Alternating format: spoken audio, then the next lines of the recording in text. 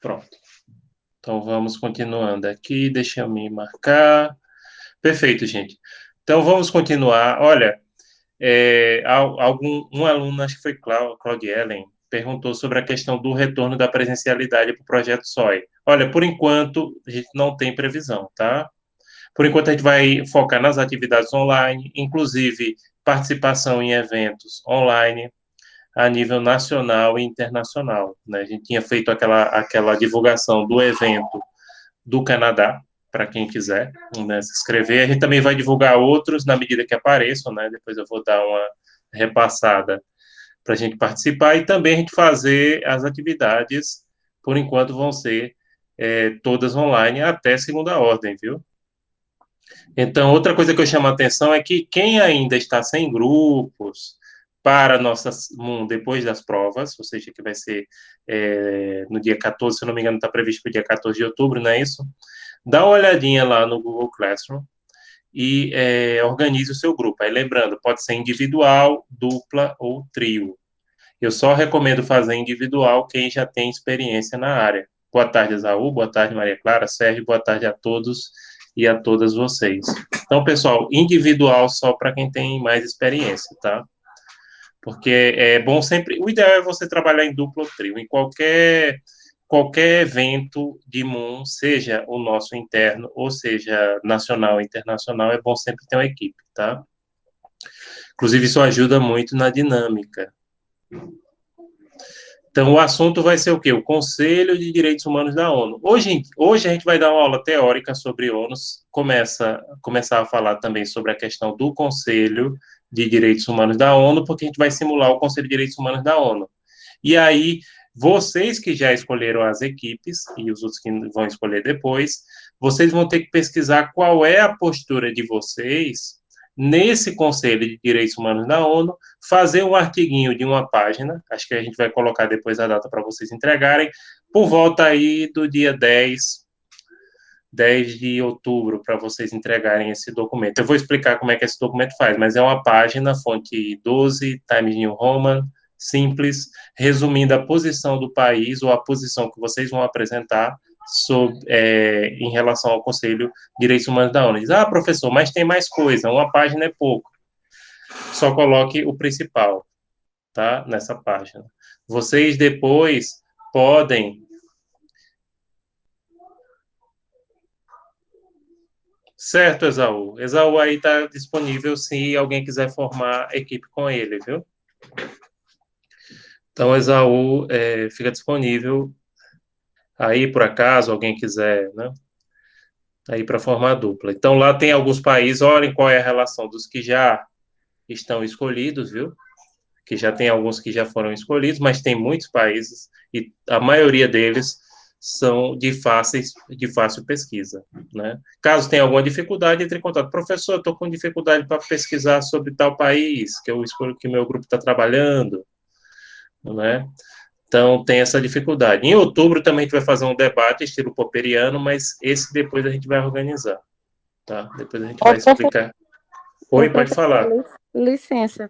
É que o meu computador travou aqui, eu tive que reiniciar e entrei pelo celular enquanto ele está reiniciando. O senhor podia explicar novamente que eu não entendi onde é que eu vejo o negócio dos grupos que ainda não está formado e tal, os países e as informações que o senhor passou, porque não deu para Perfeito, pegar. perfeito. Quem está falando é a Lady Diana, né? Isso, Não. professor. Pronto. É, é o seguinte.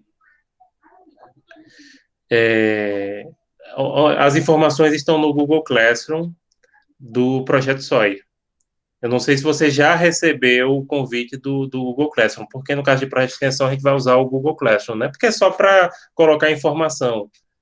Que na verdade a ideia do Moodle, e eu já falei isso várias vezes na sala de aula, é porque o Moodle ele dá um acompanhamento melhor da frequência do aluno. Então ele registra quando o aluno entrou, ele olha ele informa o que, é que o aluno visualizou. No caso da gente, a gente não precisa ter essa informação tão detalhada. E além disso, tem uma limitação de número de turmas do Moodle que a instituição pode ter, né? Então eles disseram, não, projeto de extensão, outras atividades também podem continuar a usar o Moodle. Pode o Codinozão mudo não, o Classroom. Eu mandei convite para o Classroom para todo o e-mail institucional de todos vocês. Inclusive, Lei Dayana, é bom você dar uma olhada Eu estava se olhando aqui, professor. Eu recebi sim, é que eu mandei É que eu para não. todos os que foram renovados e os que são novatos, que nem você. Você, apesar que você já participou antigamente, né? Já, sim, eu sei Já como é que participou, não foi funciona. isso? Já participei, eu sei como é que funciona. A minha dúvida era só isso mesmo. E, assim, eu tô com um pouco de dificuldade, que eu não sei mexer direito lá, mas eu vou aprender a mexer, não se preocupe, não. Eu Tem coloco alguns tudo em dia, tutoriais. funciona. E olha que o Classroom é o mais simples de mexer, né? Tem alguns tutoriais que explicam. Até o pessoal diz, não, o Classroom não tem problema para mexer. O ruim é o Moodle, né? Que o Moodle tem uma quantidade de detalhamento de informações. É verdade, é só falta de prática mesmo, professor, porque eu não Ele é mexo direito. simples, viu? O Classroom é simples, ele é bem intuitivo, ele é bem simplesinho, né? Bem simplesinho. Lá tem, você entra lá, você vai ver as equipes, o material que a gente postou, slide, entendeu? Tá disponível lá. Os slides que eu vou começar a passar hoje. Tá certo, eu vou verificar tudo e vou colocar tudo em dia. Até a Pronto, próxima aula eu já vou estar acompanhando junto com os outros alunos, tá certo? Muito tá obrigada. certo. Dá uma olhada, qualquer coisa você manda para o meu e-mail, se você tiver uma dúvida, tá? Certo. Então, gente, hoje está nessa fase de aula teórica, por isso que só os novatos estão participando, e a gente vai começar uma aula teórica sobre ONU e sobre o Conselho de Direitos Humanos da ONU, né? Conselho de Direitos Humanos da ONU. Primeiro eu vou falar sobre ONU. Essas informações que eu vou passar para vocês estão disponíveis em slides no Google Classroom, esses mesmos slides que eu vou passar para vocês. Hoje eu acredito que não dê para a gente terminar o da ONU, começar o do Conselho de Direitos Humanos da ONU, mas não vai dar tempo para terminar, eu termino na semana que vem. Então vamos lá. Quando eu estou apresentando aqui os slides, eu não consigo ver o chat, né? Então, ou vocês perguntam no áudio, ou aguardam eu voltar a olhar para o chat. Então vamos lá. Acho que vocês já estão vendo. Caso não estejam vendo, por favor, me avisem.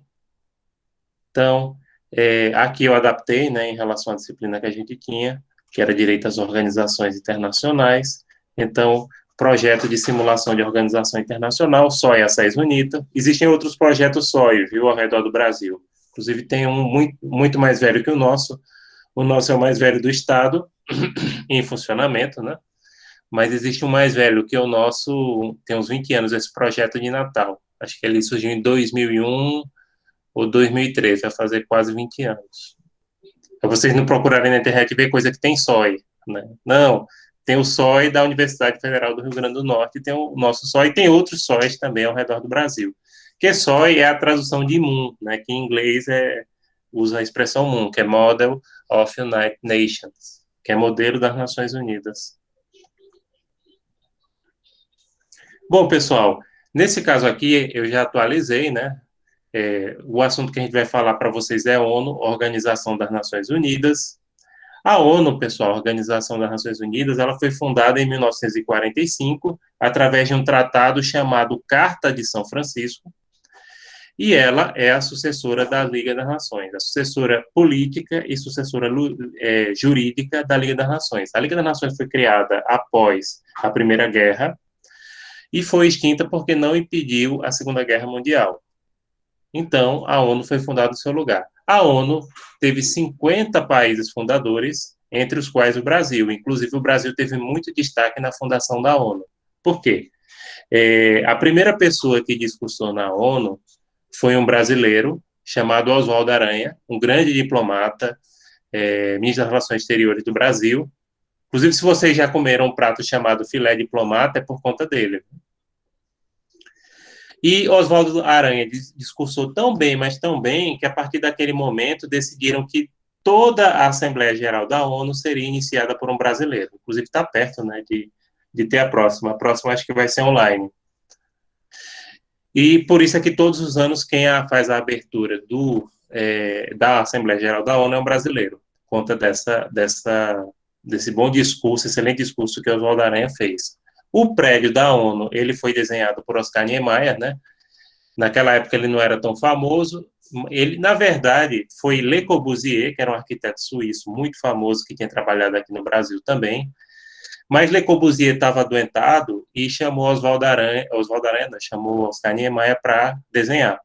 Oscar Niemeyer praticamente fez o desenho, quem já foi na sede da ONU, ou já prestou atenção em filmes, em fotos, é idêntico ali aos prédios de Brasília, principalmente o Congresso Nacional, inclusive por dentro e por fora.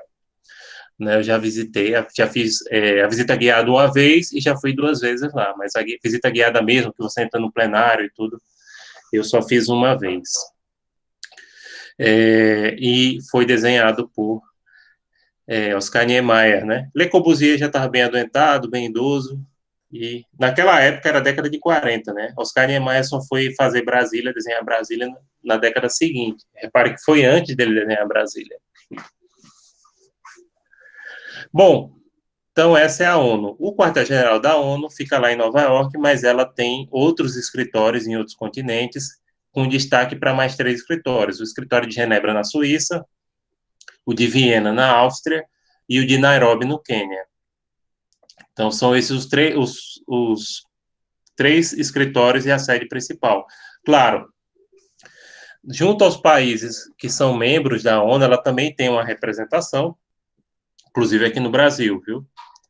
E vocês podem conferir isso no site ONU-BR. E, aliás, de vez em quando eles abrem editais, vagas de emprego, só que ultimamente eles andam exigindo muita qualificação para quem se candidata. Antigamente não era assim, não. Antigamente eles pegavam mais estudantes assim que estão terminando o curso, que saíram há pouco tempo das faculdades, né? E vários perfis, viu? Tanto, por exemplo, para profissionais de relações internacionais, para advogados, para economistas, pessoal de administração, pessoal que faz pesquisa em ciência política, sociologia, eles fazem contratos que variam de 1, 2, até 3, 4 anos, né? Você faz os contratos. O nível de remuneração aí varia de acordo com a função, né? Mas dê uma olhadinha depois, tem um link no final desse slide do site da ONU Brasil, que é do escritório da ONU, a representação diplomática da ONU aqui no Brasil. Então, quais são os órgãos da ONU? A ONU tem a Assembleia Geral é a reunião de todos os Estados-membros, e todos os Estados-membros, independente da população, têm direito a um voto, tá? Atualmente são 193 Estados-membros. 2 mais 2 são observadores sem direito a voto, que é a Palestina e a Santa Sé. O Conselho de Segurança da ONU, que acaba sendo o órgão mais importante, porque detém o poder coercitivo, mais importante em termos de força, certo? Porque, teoricamente, a Assembleia Geral da ONU é o mais importante, mas, na prática, é o Conselho de Segurança. O Conselho de Segurança, acho que a gente vai falar um pouquinho melhor daqui a pouco, ele é formado por 5 membros permanentes, Estados Unidos, China, Rússia, França e Reino Unido, e 10 temporários que se mudam a cada 2 anos. Inclusive, o Brasil já foi muitas vezes membro temporário. Porém, só os membros permanentes têm o poder de veto. Uma ação militar da ONU aplicando sanção ao país só pode ocorrer se um membro permanente do Conselho de Segurança não vetar. Certo?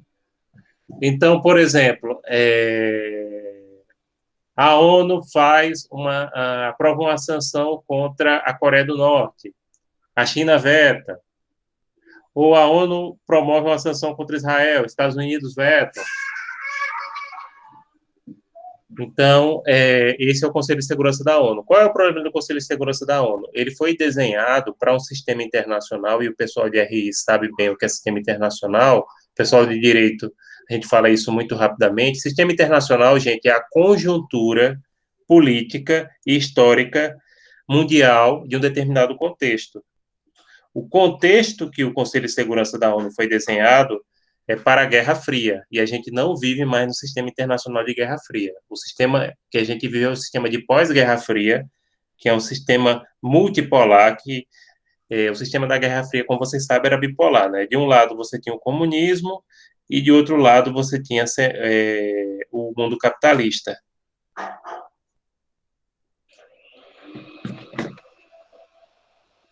O Conselho Econômico e Social da ONU, ele tem 54 membros, se eu não me engano, é um número assim, 50, é um número ímpar, 50, 52 ou 54, acho que são 54.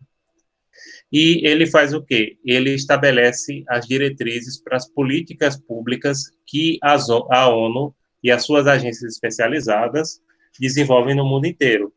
Porque a ONU ela tem um programa de desenvolvimento econômico, inclusive tem o PNUD, né? Que trabalha no mundo inteiro, inclusive no Brasil. Ela tem as ações da FAO, da própria OMS. Pronto. Tudo que for política pública passa passa pelo Conselho Econômico e Social. Sim, instituições como a OMS ou como a FAO, elas são juridicamente independentes da ONU, mas são vinculadas a ela. Pronto, aí o pessoal de direito vai ter uma facilidade de entender, mas o pessoal de RI vai conseguir entender. Vocês sabem que a administração pública, ela tem vários órgãos que são chamados de administração indireta. Que esses órgãos têm independência, mas são vinculados com a administração pública, como, por exemplo, as universidades, as autarquias como o DETRAN, o INSS.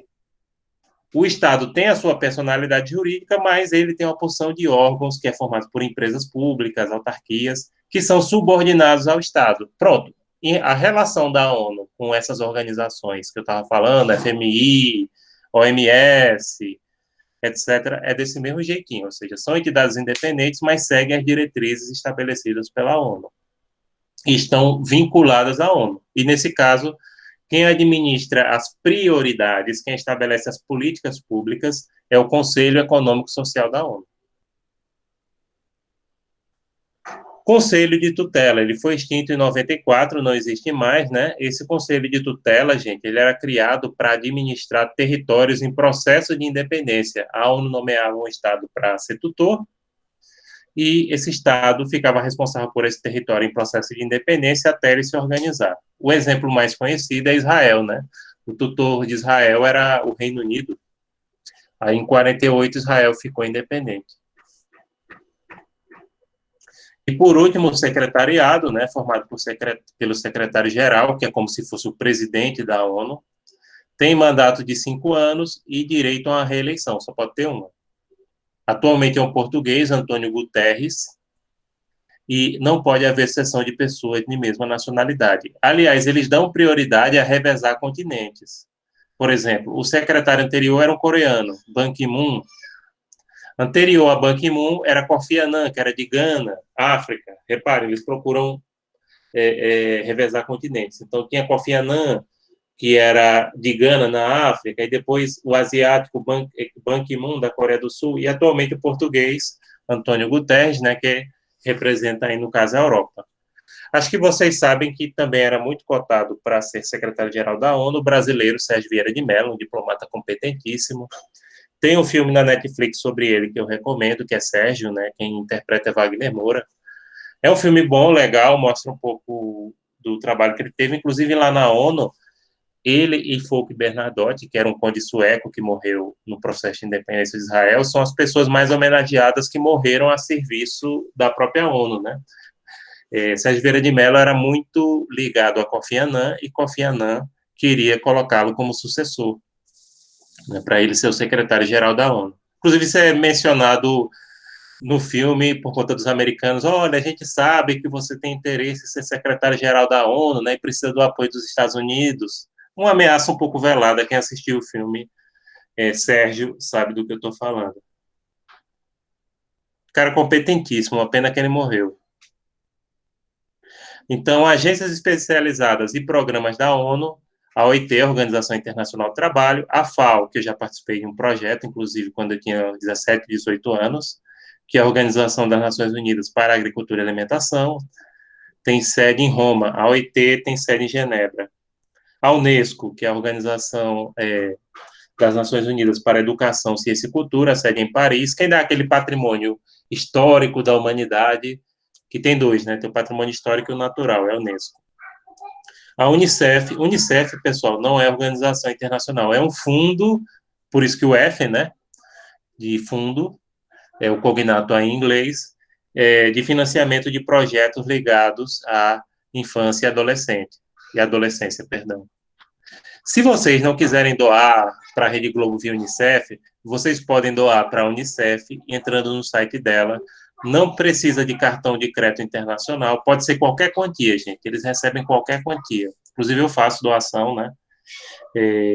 Não importa. Você assim, liga para o escritório deles no Brasil ou faz o cadastro na internet e você faz uma doação. Tanto você pode ficar doando todo mês, quanto, por exemplo, você pode dizer assim, olha, eu quero doar R$ 100 para o projeto, que eu já fiz isso, né? Agora eu estou doando todo mês, mas eu já fiz isso. Eu quero doar R$ 100 ou 150, enfim, não importa a quantia, tá? Eles recebem qualquer quantia. Para um projeto, por exemplo, em prol das crianças refugiadas, que eu já doei, né? Que tem aqueles acampamentos de refugiados. Então, já fiz a doação. E eu faço uma doação pequena todo mês agora para a Unicef, os projetos aqui do Brasil. A OMS, que é a Organização Mundial de Saúde, né, que está muito em evidência com esses dias de pandemia, o FMI, que é o Fundo Monetário Internacional, também é ligado à ONU, e o BIRD, que na prática, o que a gente chama de Banco Mundial, né? Aliás, os dois, FMI e BIRD, são irmãos, só que o FMI não investe em projetos de infraestrutura, como para fazer estradas, pontes, etc. O FMI só trabalha com políticas macroeconômicas, ou seja, por exemplo, o Estado ele está com problema de formar o seu lastro monetário, aí o FMI empresta dinheiro. Já o BIRD não, o BIRD empresta dinheiro para construção de obras, inclusive para comunidades, aqui no Brasil tem muitas que recebem, né? Inclusive aqui em Pernambuco. Vamos prosseguir aqui. A ONU, gente, ela se dedica principalmente, isso aqui são os objetivos gerais da ONU, que estão lá na Carta de São Francisco. Carta de São Francisco, porque foi assinada na cidade da Califórnia de São Francisco, né? Manter a paz e a segurança internacional, defender o direito internacional e os direitos humanos, distribuir a ajuda humanitária, e na minha opinião a ONU se mantém hoje porque distribui ajuda humanitária, porque as outras coisas ela tem dificuldade, inclusive promover a paz, e promover o desenvolvimento sustentável, que hoje estão nos ODS, que todos, acho que todos vocês já ouviram falar. O que eu acho que principalmente o pessoal de direito não sabe é que a ACES, ela tem um convênio com a ONU Brasil para promover os ODS, os Objetivos do Desenvolvimento Sustentável, como, por exemplo, a questão ambiental, acesso à justiça, o consumo sustentável, enfim, são os ODS, né, que antigamente chamavam os Objetivos do Milênio, agora chama ODS. E aí a gente fala, às vezes, muito pouco em relação ao custo de direito. RI não, toda coisa de RI a gente fala nos ODS, justamente porque é o curso de RI que dá o gás nessa questão de divulgação dos objetivos do desenvolvimento sustentável. Né? São 16, tem aquelas plaquinhas, e a gente usa, inclusive tem lá no site da SES. A ONU atualmente tem 193 membros. A Suíça só aderiu em 2002, por quê? Porque a Suíça é um país neutro, e a ONU foi fundada pelos vencedores da Segunda Guerra Mundial, né? Existem algumas entidades que são observadoras da ONU, mas sem direito a voto, como a União Europeia, a Unasul, que inclusive está em processo de extinção, né? A Câmara de Comércio Internacional com a entidade privada, ICC, a Palestina e a Santa Sé. E essas entidades observadoras, elas não têm direito a voto, só de voz. Podem falar, fazer discurso, etc. Direito a voto, só os 193 membros. Idiomas oficiais são inglês, árabe, chinês, francês, russo e espanhol. Tem até um movimento agora para a questão do português, que o português, por exemplo, é mais falado que o francês, né? Em quantitativo. Em número de países, não. Mas em quantitativo de pessoas, sim. Existe esse movimento, aproveitando que o secretário-geral da ONU é português.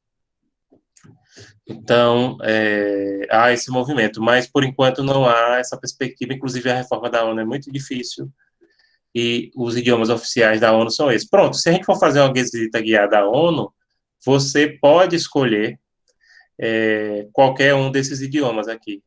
Eles dão audioguia, geralmente uma pessoa que fala aquela língua, né? Quando eu fui fazer, eu escolhi espanhol, mas poderia ser inglês também. Dos dois aí, são os dois que eu falo. Na prática, gente, fala inglês lá em qualquer lugar. Se você quiser comprar tomar um cafezinho, tem uma livraria muito boa na ONU, cada livro bom. Comprei livro lá. Tem até aqui, tem um livro que eu comprei, só não sei se eu vou achar, mas tem um aqui. Ah, tá fácil, eu vou pegar.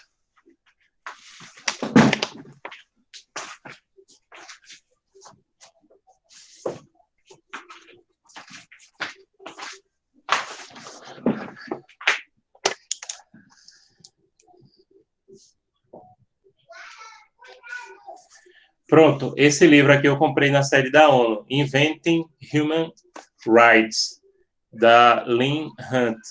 É um livro excelente, inclusive eu tenho uma versão dele em português em PDF, né? Muito bom. Na época, gente, eu comprei ele por $15,95. Na época que eu comprei, o dólar não estava nem a R$ 2, estava 1,90. Aqui no Brasil, na época, esse livro custava R$ 50. Vocês acreditam que eu comprei ele mais barato, né? Eu comprei ele por 32, o equivalente a R$ 32 reais, eu paguei. Menos de R$ 32 na época. Como eu disse, na época que eu comprei, o dólar estava 1,90. E daqui no Brasil estava 50. Depois eu baixei esse livro, que é um clássico sobre os direitos humanos. Eu baixei o PDF em português para distribuir para os alunos.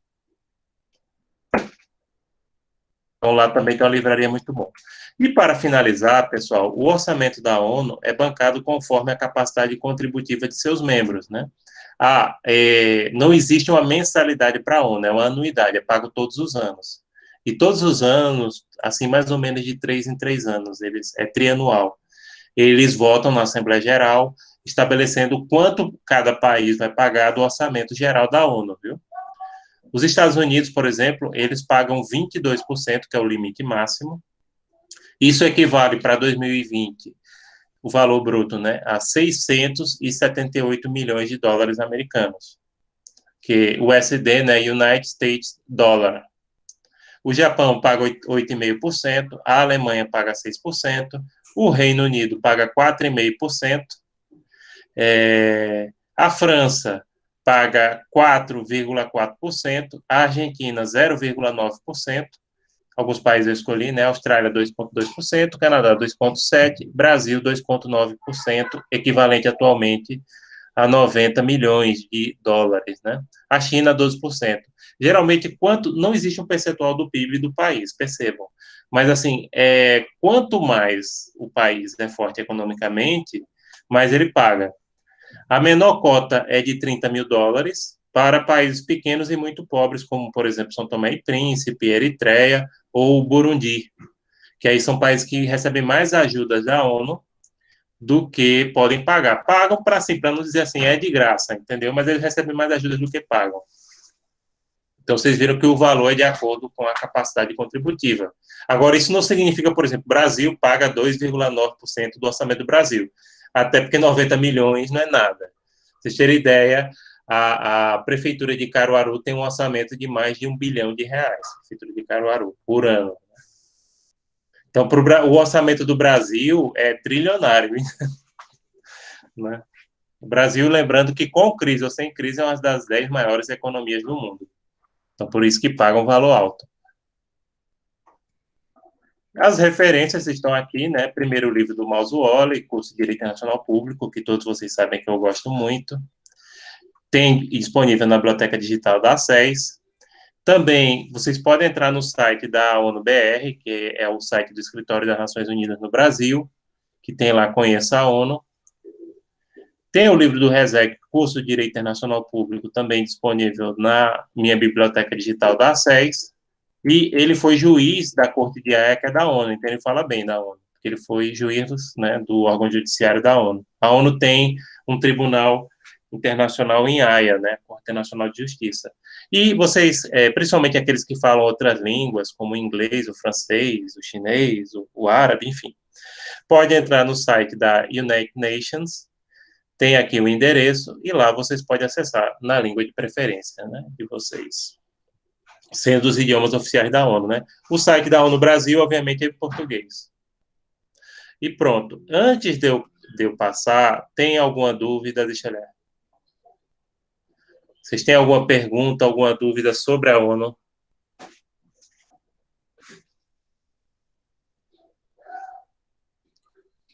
Alguém quer fazer alguma pergunta antes de eu passar dessa fase? Não. Professor, Pode falar. que precisa ter permissão para atacar outro país? Não pode. Veja só, para o direito internacional, toda a guerra que seja para atacar é ilegal. Então, só pode haver guerra defensiva para o direito internacional. Agora, o Conselho de Segurança da ONU, eu acho que é nesse sentido que vai a sua pergunta, ele pode autorizar haver um ataque ao país, entendeu? A um país, um ataque, uma sanção militar.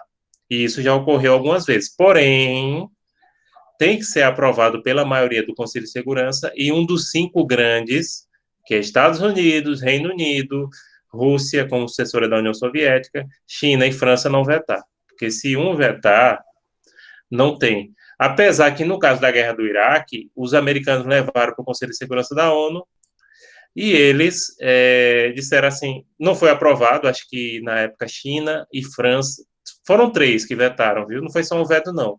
China, França e Reino Unido vetaram o ataque ao Iraque, né, a guerra do Iraque, e os americanos foram lá e fizeram por conta própria. E ficou por isso mesmo, né? Ficou por isso mesmo. Por quê? No caso dos Estados Unidos, gente, os Estados Unidos, eles são membro permanente do Conselho de Segurança da ONU. Agora, por exemplo, se fosse votar uma sanção contra os Estados Unidos, eles têm que se abster. Porém, os Estados Unidos contam com o voto irrestrito do Reino Unido. Tá? O Reino Unido vetaria qualquer sanção militar, econômica ou política contra os Estados Unidos. Não tenho dúvida disso. Vocês sabem, principalmente o pessoal de RI, mas o pessoal de direito também, que gosta de ler sobre o assunto, Reino Unido como é que a gente pode dizer, o grande aliado, para não dizer babão, dos Estados Unidos, né? Eles vetariam qualquer ação.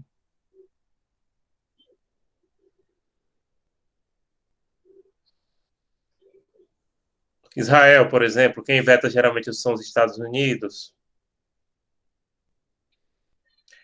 Coreia do Norte, quem veta as proposições contra a Coreia do Norte é a China, né? Já que a China é uma grande aliada da Coreia do Norte.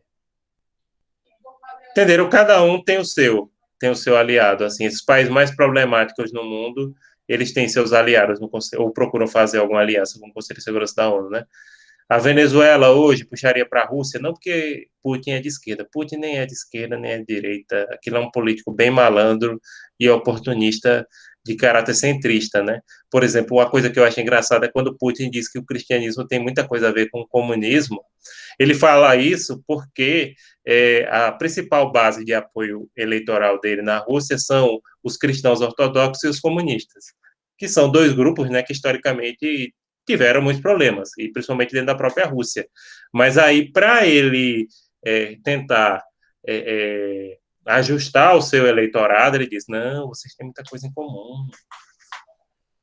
Mas ele nem é comunista, nem é de um lado, ele é um político de centro muito inteligente, o Vladimir Putin, né? Entenderam? Pronto, então eu posso começar o outro slide, né? Acho que não vai dar tempo para terminar, mas que ele é mais, tem muito mais coisa, né? Mas dá para a gente começar tranquilamente. E vamos lá.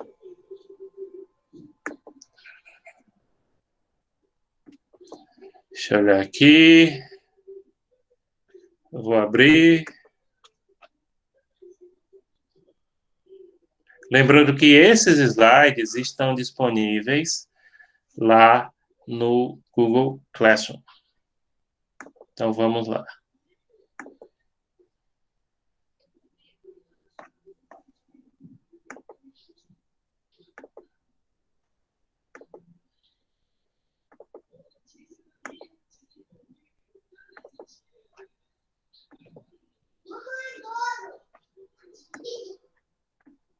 Pronto, espero que vocês já estejam vendo os slides. Caso não estejam vendo, por favor, me avisem. né? Por favor, me avisem caso vocês não estejam vendo.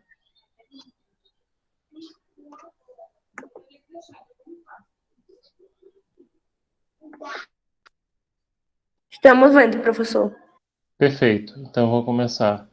E vamos começar. Bom, pessoal, esse próximo assunto é relativo ao Sistema Internacional de Proteção aos Direitos Humanos. Então, vamos lá, né? O Sistema Internacional de Proteção aos Direitos Humanos, ou Sistema Global, ele é basicamente administrado pela ONU, porque existe o Sistema Internacional e existe os sistemas regionais de proteção aos direitos humanos. Os sistemas regionais de proteção aos direitos humanos, a discussão é outra, viu, gente? Por exemplo, a gente tem o Sistema Interamericano, que é formado pelo Pacto de São José da Costa Rica, tanto o pessoal de Direito quanto o pessoal de RI, que forma a maioria dos alunos do SOI, eles já ouviram falar do Pacto de São José da Costa Rica, né? Mas o Pacto de São José da Costa Rica é um tratado de alcance regional, viu? Ele vale no âmbito do continente americano. Agora, como a gente vai simular o Conselho de Direitos Humanos da ONU, né? A gente vai falar sobre esse sistema internacional. Então, após a Segunda Guerra Mundial, né, surgiu o Direito Internacional dos Direitos Humanos, que é o chamado DIDH, como resposta às monstruosas violações aos direitos humanos durante esse conflito. Não ocorreram somente violações para os judeus, embora a população que tenha mais sofrido são os judeus, outros grupos étnicos também sofreram muitas violações aos direitos humanos, como, por exemplo, ciganos, que o nome correto é Roma, né? Mas que no Brasil chamam ciganos, alguns grupos como Testemunho de Jeová, enfim, não foram deficientes físicos, pessoas de orientação homoafetiva, então sofreram violações aos direitos humanos durante a Segunda Guerra Mundial. Antes do surgimento do DIDH, a pessoa humana era relegada a um plano inferior e somente os estados eram considerados sujeitos de direito internacional. Então, antes do surgimento do direito internacional de direitos humanos, só tinha capacidade jurídica no âmbito internacional os estados. Então, depois se acrescentou essa capacidade às organizações internacionais e também às pessoas naturais. Então, a Organização das Nações Unidas, né, a ONU, como a gente estava falando aqui, ela foi criada em 1945 e tem a sua atuação voltada para a manutenção da paz e da segurança internacional e para a proteção da pessoa humana. Então, a ONU é quem administra esse Sistema Internacional de Proteção aos Direitos Humanos. Porém, resumindo, bem facilzinho, qual é o problema do Sistema Internacional de Proteção aos Direitos Humanos da ONU? É que ele só produz recomendações. Esse é o problema dele. Ele não tem caráter de obrigar um país a adotar uma medida, e se o país não adotar, vai sofrer umas sanções, entenderam? E também, por exemplo, se uma pessoa estiver precisando de uma decisão, pronto. Teve um caso, há 2 anos atrás, aqui na região, que foi dos índios Chucurus de Pesqueira. A tribo Chucuru de Pesqueira procurou o Sistema Interamericano de Direitos Humanos, o Interamericano, o regional. Conseguiu uma decisão que estabeleceu que o governo federal brasileiro era responsável por pagar uma indenização equivalente a $1 milhão para eles, né, pelos problemas de demarcação de terra, etc, etc, etc. No Sistema Interamericano de Direitos Humanos, eles dão uma sentença e se o governo brasileiro não cumprir, eu vou na Justiça Federal e executo isso. E eles vão me obrigar, claro que demora, né? Mas eu acabo recebendo, entenderam? No sistema internacional da ONU, que a gente vai falar aqui, só faz a recomendação. Então, a ONU diria, olha, seu Estado brasileiro, indenize a tribo, nós recomendamos que vocês indenizem a tribo Chucuru de Pesqueira, a Chucuru de Ororubá. Aí, beleza, se o Estado brasileiro não pagou, ou não vai pagar, você não pode tomar nenhuma medida jurídica, você não pode ingressar com processo na justiça, escrever nos precatórios para a União, que é o governo federal, pagar depois. No sistema interamericano, nos sistemas regionais, percebam que tem mais eficácia, pessoal. No sistema da ONU, não, só se produz relatório, recomendação, e não tem como você entrar com a medida judicial. Porque nesse caso, os índios lá, eles vão receber esse valor mais cedo ou mais tarde. Porque a decisão é uma sentença, né? É uma sentença. Então, sendo sentença, você tem que pagar. Quando? Vamos ver, mas vai ter que pagar. Então, os direitos humanos ganharam força sob a égide da ONU. Por outro lado, e aí parece que eu estou desvalorizando o trabalho da ONU sobre direitos humanos, de jeito nenhum, né? Inclusive, os sistemas regionais surgiram porque a ONU começou essa discussão. Porém, o sistema da ONU tem menos eficácia, é isso que eu estou dizendo. O sistema ONU é importantíssimo porque ele serviu de paradigmas para os demais, gente. Porém, a gente não pode desmerecer o sistema da ONU porque ele trouxe a base para os outros, entenderam o que eu estou falando? Então, os direitos humanos ganharam força sobre a égide da ONU, que promoveu a criação de inúmeros tratados internacionais nesta área, como a Declaração Universal de Direitos Humanos, que é uma declaração, ela não é bem um tratado, mas ela serviu para você entender o que é e o que não são direitos humanos. Qual é? Por exemplo, direitos humanos, o leigo geralmente pensa que é ligado à questão do bandido, não sei o quê, como fala esses apresentadores de programas sensacionalistas. Direitos humanos, gente, abrange tudo: educação, meio ambiente, saúde, até a nacionalidade. A Declaração Universal dos Direitos Humanos colocou: todo ser humano tem direito a ter uma nacionalidade, todo ser humano tem direito ao trabalho, todo ser humano tem direito ao meio ambiente, né? Conservado e preservado, enfim.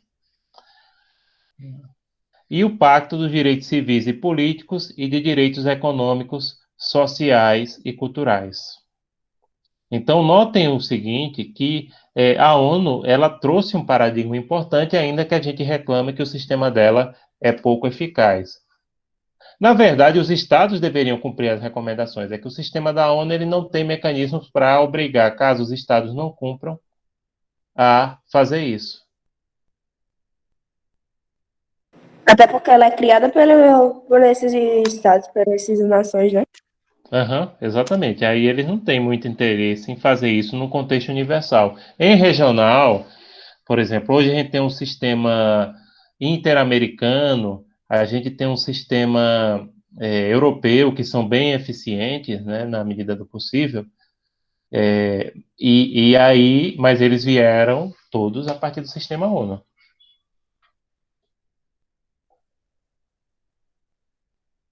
Ao promover a codificação, pronto, ela fez isso, ela fez a codificação dos direitos humanos, a ONU iniciou a denominada fase legislativa dessas normas, porque foi através da iniciativa da ONU que começou esse processo de codificar direitos humanos, ou seja, de criar tratados sobre direitos humanos, tratados escritos, inclusive divulgando o que são direitos humanos, o que não são direitos humanos, né? Aliás, mais o que são direitos humanos, né? E direitos humanos abrange quase tudo, se você imaginar que educação, saúde, né? Isso são direitos humanos. Até você ter direito a uma nacionalidade ao teu nome pode ser considerado direitos humanos. Então, a partir daí, surgiu no plano internacional um sistema composto por medidas de contenção aos abusos do Estado, né? Geralmente o maior violador de direitos humanos. Pronto, quem mais viola direitos humanos sempre é o Estado. E o que eu acho interessante, eu tenho pesquisado essa área durante muitos anos, como vocês podem imaginar, é que, às vezes, uma violação aos direitos humanos começa no Estado e depois, como o Estado não apura, não investiga, os particulares, os criminosos particulares acabam copiando. Por exemplo, aqui na época da ditadura começou uma coisa chamada desaparecimento forçado das pessoas, que é quando a pessoa desaparece. Pronto, sumiu, acabou-se. Geralmente aqui quem fazia isso era o Estado, pegava um militante político, da oposição, desaparecia com aquela pessoa. Inclusive, muitos até hoje ninguém sabe onde está, ninguém achou nem o corpo nem nada, né? No caso da Argentina era terrível porque tinha os voos da morte. Eles dopavam a pessoa, né, e jogavam o voo, ia para o Oceano Atlântico e jogavam a pessoa lá de cima, totalmente dopada, né? E aqui no caso do Brasil, o Estado começou com esse que a gente chama de desaparecimento forçado. Hoje em dia, a maioria dos desaparecimentos forçados que ocorrem é principalmente em relação a traficantes, a criminosos, que dá um chato sumiço da pessoa. Mas quem começou com a modinha foi o próprio Estado brasileiro. Então, o Estado é sempre o maior violador de direitos humanos. E aí, o peso de uma violação de direitos humanos, quando ela vem do Estado, é um, quando ela vem de um particular, é outro. O Estado que se torna delinquente, ele é punido, e deveria ser punido, e deveria ser apurado de forma mais contundente do que uma pessoa particular. Inclusive, para não gerar o que a gente chama de terrorismo de Estado. Então, nessa época, esse ato de desaparecer com as pessoas, isso é terrorismo de Estado.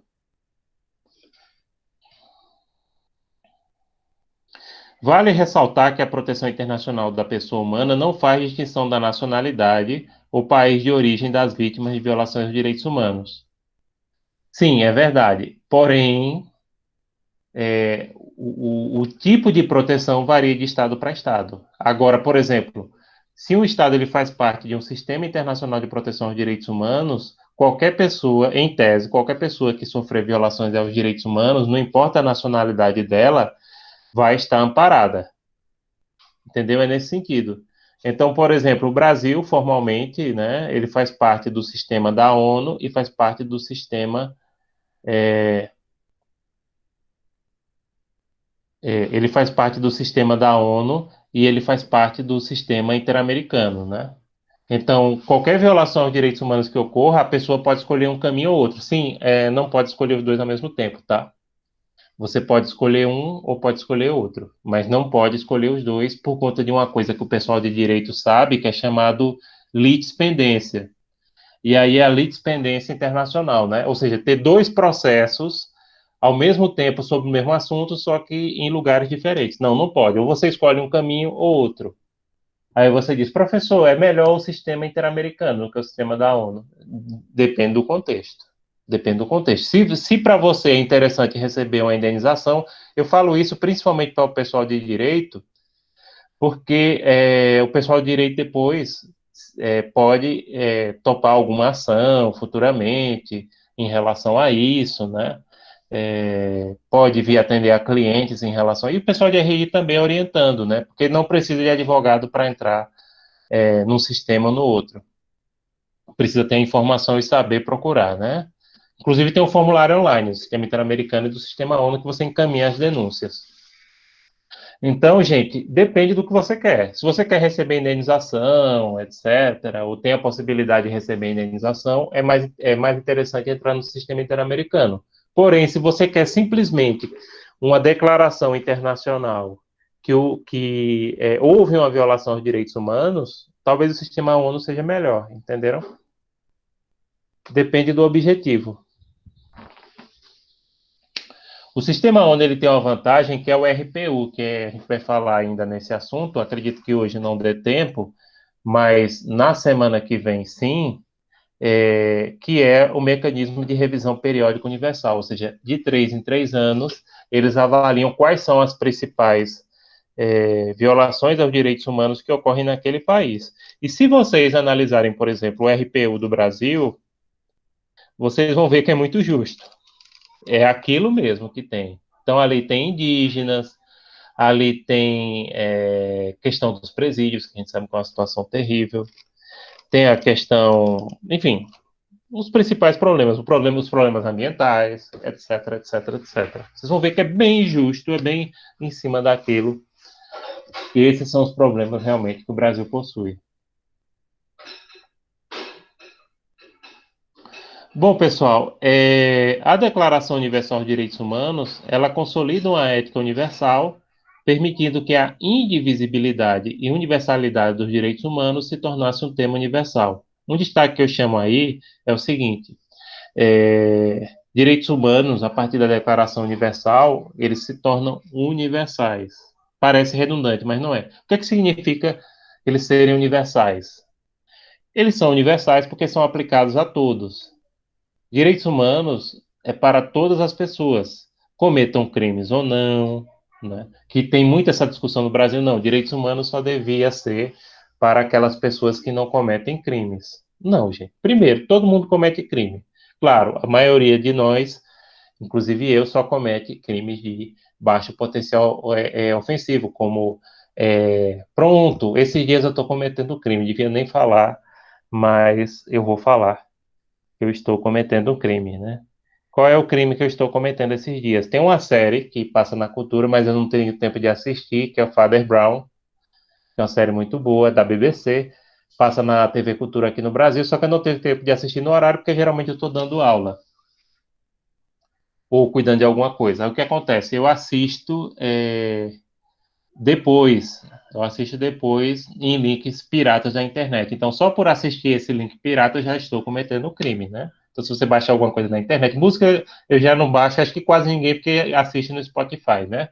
Mas antigamente as pessoas baixavam muita música, comprava DVD pirata, isso também ninguém compra mais. Mas pronto, eu estou assistindo a série do Father Brown na internet, né? Fora do site oficial da BBC, que ela pertence à BBC. Então isso é crime. Então todo mundo comete crime. Todos cometem crime. A maioria de menor potencial ofensivo, né? Mas cometem crimes. Então direitos humanos se aplicam a todos, de todos os lugares. Não importa se a pessoa é criminosa, que é o criminoso profissional, não importa se a pessoa não é, se é cidadão de bem, que eu detesto esse termo, cidadão só existe um, né? E todos cometem crimes, uns de maior potencial ofensivo, outros de menor potencial ofensivo, mas todo mundo comete crime. Professor, Pode falar. assim, mas se o senhor puder resumir tudo que o senhor falou, desde o começo, porque infelizmente eu não pude acompanhar a aula desde o começo. Sabe? Pronto. Mas se não puder também, eu vejo a aula depois, o senhor não vai... Exatamente. Veja depois, porque daqui a pouco eu tenho que entrar numa reunião, né, de 5 horas, inclusive já já eu vou parar, que eu tenho uma reunião de 5 horas sobre essa questão do retorno de aulas, etc. Então você vê com calma quando você puder, tá certo? E Pronto, esses slides já estão disponíveis no Google Classroom. Então hoje eu ainda baixo, tá certo, tudo bem. tá certo? Obrigado, viu? Nada, disponha. Então, gente, para encerrar, a dignidade da pessoa humana passa a ser o fundamento de muitas constituições no mundo. E a dignidade da pessoa humana é um dos princípios mais fundamentais do direito internacional. Ou seja, todo ser humano tem uma dignidade e todo ser humano tem que ser tratado com dignidade. Quando um Estado viola a dignidade da pessoa humana, esse Estado automaticamente ele está violando as normas internacionais e a proteção aos direitos humanos. Então, todos os Estados têm que cumprir o princípio da dignidade da pessoa humana. Né? E essa dignidade da pessoa humana ela se baseia um pouco até no conceito filosófico de Kant, na perspectiva que todos os seres humanos são dotados de dignidade e que essa dignidade tem que ser respeitada pelos outros seres humanos e também pelos estados. E pronto, gente. O que mais? Vocês têm alguma pergunta para a gente encerrar? Lembrando que essa aula vai estar disponível daqui a pouco, hoje ainda vai estar disponível para vocês. Vocês não têm dúvida, não? Então, semana que vem a gente termina esse assunto. Quiserem aqui, podem colocar o presente ou boa tarde, né? E semana que vem a gente termina esse assunto. Dê uma olhadinha na bibliografia. Esses livros que eu citei, eles têm lá na minha biblioteca da ACES, a edição mais atualizada, e fica à disposição de vocês, tá certo? Porque daqui a pouco eu tenho uma reunião, daqui a pouco não, 5 horas eu tenho uma reunião. Só vou tomar uma aguinha e correr.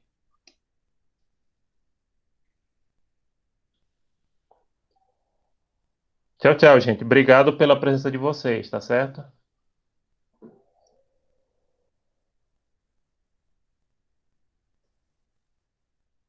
Obrigado, gente. Tchau, tchau.